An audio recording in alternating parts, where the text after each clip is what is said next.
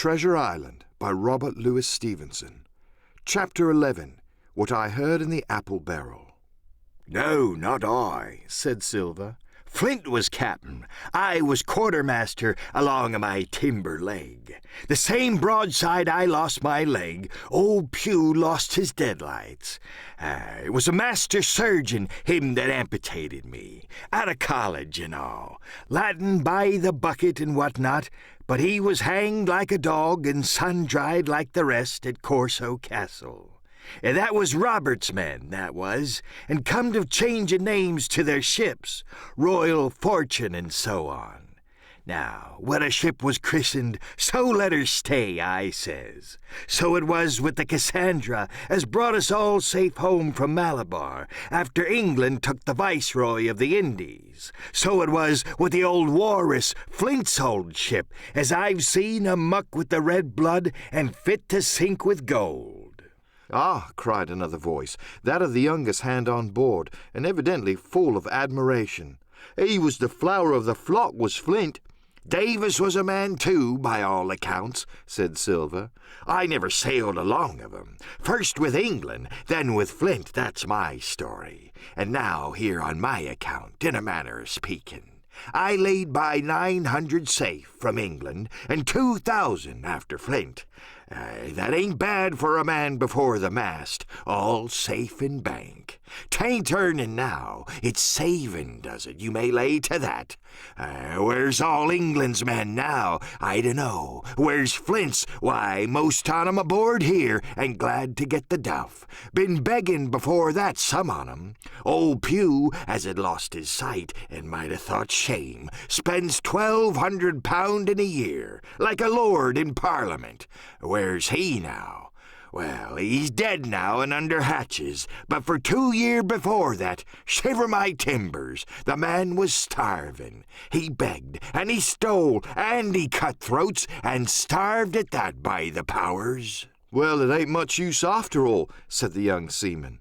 "'Tain't much use for fools, you may lay to that. That nor nothing," cried Silver.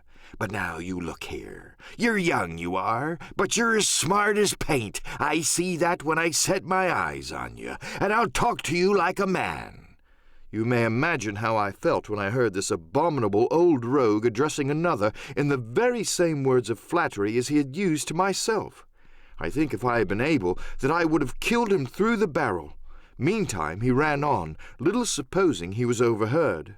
"Here it is about gentlemen of fortune. They lives rough and they risk swinging, but they eat and drink like fighting cocks, and when a cruise is done, why, it's hundreds of pounds instead of hundreds of farthings in their pockets.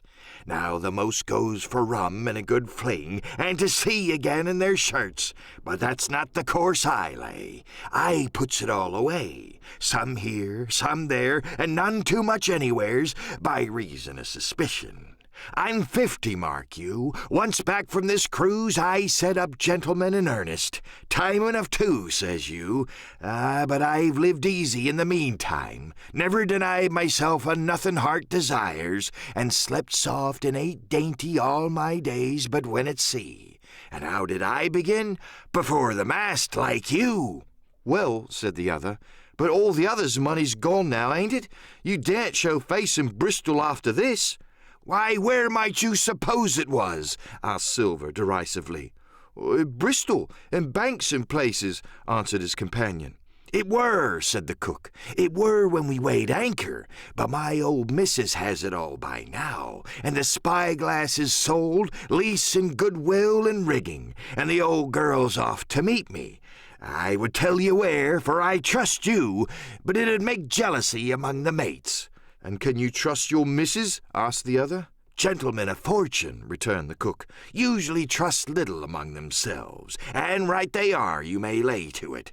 But I have a way with me, I have. When a mate brings a slip on his cable, one as knows me, I mean, it won't be in the same world with old John. There was some that was feared of Pugh, and some that was feared of Flint, but Flint his own self was feared of me. Feared he was, and proud. They was the roughest crew afloat, was Flint's, and devil himself would have been feared to go to sea with them. Well, now, I tell you, I'm not a boasting man, and you seen yourself how easy I keep company. But when I was quartermaster, lambs wasn't the word for Flint's old buccaneers. Ah, you may be sure yourself an old John ship. Well, I tell you now, replied the lad, I didn't have half a quarter like the job till I had this talk with you, John, but there's my hand on it now. And a brave lad you were, and smart too, answered Silver, shaking hands so heartily that all the barrel shook. And a finer figurehead for a gentleman of fortune I never clapped my eyes on. By this time I had begun to understand the meaning of their terms. By a gentleman of fortune they plainly meant neither more nor less than a common pirate, and the little scene that I had overheard was the last act in the corruption of one of the honest hands, perhaps of the last one left aboard. But on this point I was soon to be relieved, for Silver, giving a little whistle, a third man strolled up and sat down by the party. "Dick Square," said Silver. "Well, I know Dick was square," returned the voice of the coxswain, Israel Hands. "He's no fool, is Dick," and he turned his quid and spat. "But look here," he went on, "here's what I want to know, Barbecue. How long are we a-going to stand off and on like a blessed bumboat? I've had almost enough of Captain Smollett. He's hazed me long enough, by thunder. I want to go into that cabin, I do. I want their pickles and wines and that." "Israel," said Silver, "your head ain't much account nor ever was, but you're able to hear, I reckon. Leastways, your ears is big enough. Now, here's what I say. You'll berth forward, and you'll live hard, and you'll speak soft, and you'll keep sober till I give the word, and you may lay to that, my son." "Well, I don't say no, do I?" growled the coxswain. "What I say is, when? That's what I say." "When? By the powers!" cried Silver. "Well, now, if you want to know, I'll tell you when. The last moment I can manage, and that's when. Here's a first-rate seaman, Captain Smollett. Sails the blessed ship for us. Here's the squire and doctor with a map and such. I don't know where it is, do I? No more do you, says you. Well, then, I mean this squire and doctor shall find the stuff and help us get it aboard, by the powers. Then we'll see. If I was sure you all sons of double Dutchmen, I'd have Captain Smollett navigate us halfway back again before I struck." "Why, we're all seamen aboard here, I should think," said the lad Dick. "We're all forecastle hands, you mean," snapped Silver. "We can steer a course, but who's to set one? That's what all you gentlemen split on, first and last. If I had my way, I'd have Captain Smollett work us back into the trades at least, and then we'd have no blessed miscalculations and a spoonful of water a day. But I know the sort you are. I'll finish with 'em at the island as soon as the blunt's on board, and a pity it is. But you're never happy till you're drunk. Split my sides, I have a sick heart to sail with the likes of you." "Easy, old Long John," cried Israel. "Who's a-crossing of you?" "Why, how many tall ships, think ye now, have I seen laid aboard? And how many brisk lads drying in the sun at Execution Dock?" cried Silver. "And all for this same hurry and hurry and hurry. You hear me? I seen a thing or two at sea, I have. If you'd only lay your course and a point to windward, you would ride in carriages, you would. But not you. I know you. You'll have your mouthful of rum tomorrow and go hang." "Everybody knowed you was a kind of chaplain, John, but there's others as could hand and steer as well as you," said Israel. "They liked a bit of fun, they did. They wasn't so high and dry nohow, but took their fling, like jolly companions, every one." "So?" says Silver. "Well, and where are they now? Pew was that sort, and he died a beggar man. Flint was, and he died of rum at Savannah. Aye, they was a sweet crew, they was. Only where are they?" "But," asked Dick, "when we do lay him athwart, what are we to do with him anyhow?" "There's the man for me," cried the cook admiringly. "That's what I call business. Well, what would you think? Put 'em ashore like maroons? Aye, that would have been England's way. Or cut 'em down like that much pork. That would have been Flint's or Billy Bones." "Billy was the man for that," said Israel. "Dead men don't bite, says he. Well, he's dead now himself. He knows the long and short on it now, and if ever a rough hand come to port, it was Billy." "Right you are," said Silver, "rough and ready. But mark you here, I'm an easy man. I'm quite the gentleman, says you. But this time it's serious. Duty is duty, mates. I give my vote. Death.